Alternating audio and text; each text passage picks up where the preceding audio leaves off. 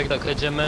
एक बार में अरे hemen bay harbi yani ya خلاص هذه araba dök gidelim اهو حوالی سیاه. یک قسم نكبن اوکی احمد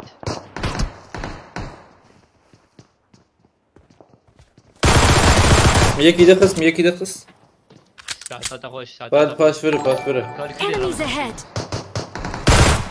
باش فرق لو باي بنا شو هفالي خراكه قول جمع ما هيد مرن برو هيد هر قول لنا ما لازم ما هيد I مرن have one here. لا بعد بردي هفالي خراك Enemies ahead.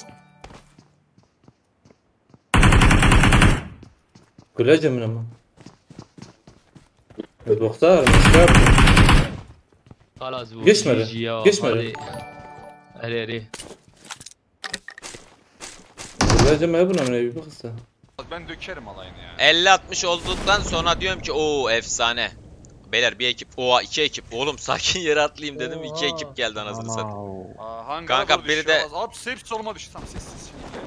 Başka bir takım da var. Abi Bir dakika. burada var. Biliyorum, İki bize takım, düştü. iki takım, Sessiz, iki takım. sessiz.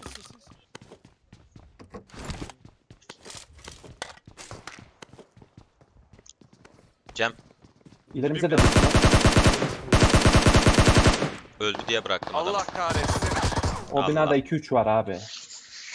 Allah'ım ya Rabbim. Cem sana koştum kanka, adam ikincisi bizi ona Vallahi düşürdü. ben Burada burada- beni bitirecek burada. Önümde. Sonuncu takım Duvar oldu dibinde ya. kanka. Silahınız var mı? Bunların Yok silahı abi, yok. eksik bak. Headshot yedi. Ama Ah be. tabancayla. Kadir tek kaldın.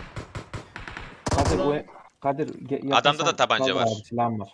Abi atsana. Silah atsana kanka şeye Kadir'e. Kadir'e silah atarsan bunu bayarsa alır. Geliyor adam geliyor. Bana- Kadir sen de aldın bunu.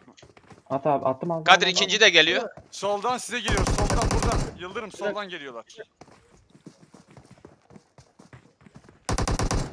Ya camdan görüyormuş. Üf, çıldıracağım ya. Kanka ayrılmasaydın keşke lan.